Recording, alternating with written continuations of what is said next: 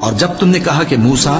ہم سے ایک ہی کھانے پر صبر نہیں ہو سکتا تو اپنے پروردگار سے دعا کیجئے کہ ترکاری اور ککڑی اور گیہوں اور مسور اور پیاز وغیرہ جو نباتات زمین سے اگتی ہیں ہمارے لیے پیدا کر دے۔ انہوں نے کہا کہ عمدہ چیزیں چھوڑ کر ان کے بدلے ناقص چیزیں کیوں چاہتے ہو؟ اگر یہی چیزیں مطلوب ہیں تو کسی شہر میں جا اترو، وہاں جو مانگتے ہو مل جائے گا۔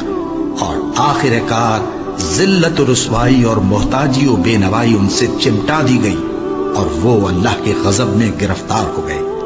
یہ اس لیے کہ وہ اللہ کی آیتوں سے انکار کرتے تھے اور اس کے نبیوں کو ناحق قتل کر دیتے تھے، یعنی اس لیے کہ نافرمانی کیے جاتے اور حد سے بڑھے جاتے تھے۔ جو لوگ مسلمان ہیں یا یہودی یا عیسائی یا ستارہ پرست، یعنی کوئی شخص کسی قوم و مذہب کا ہو، جو اللہ اور روز قیامت پر ایمان لائے گا اور عمل نیک کرے گا تو ایسے لوگوں کو ان کے اعمال کا صلہ اللہ کے ہاں ملے گا اور قیامت کے دن ان کو نہ کسی طرح کا خوف ہوگا اور نہ وہ غمناک ہوں گے۔ اور جب ہم نے تم سے عہد کر لیا اور کوہ طور کو تم پر اٹھا کھڑا کیا اور حکم دیا کہ جو کتاب ہم نے تم کو دی ہے اس کو زور سے پکڑے رہو اور جو اس میں لکھا ہے اسے یاد رکھو تاکہ عذاب سے محفوظ رہو، پھر تم اس کے بعد عہد سے پھر گئے، سو اگر تم پر اللہ کا فضل اور اس کی مہربانی نہ ہوتی تو تم خسارے میں پڑ گئے ہوتے۔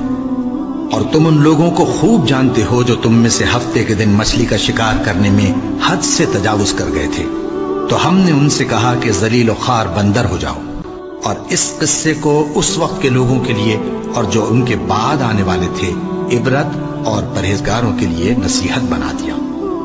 اور جب موسیٰ نے اپنی قوم کے لوگوں سے کہا کہ اللہ تم کو حکم دیتا ہے کہ ایک بیل ذبح کرو، وہ بولے کیا تم ہم سے ہنسی کرتے ہو؟ موسیٰ نے کہا کہ میں اللہ کی پناہ مانگتا ہوں کہ نادان بنوں۔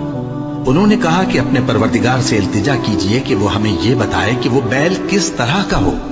موسیٰ نے کہا پروردگار فرماتا ہے کہ وہ بیل نہ تو بوڑھا ہو اور نہ بچڑا بلکہ ان کے درمیان یعنی جوان ہو، سو جیسا تم کو حکم دیا گیا ہے ویسا کرو۔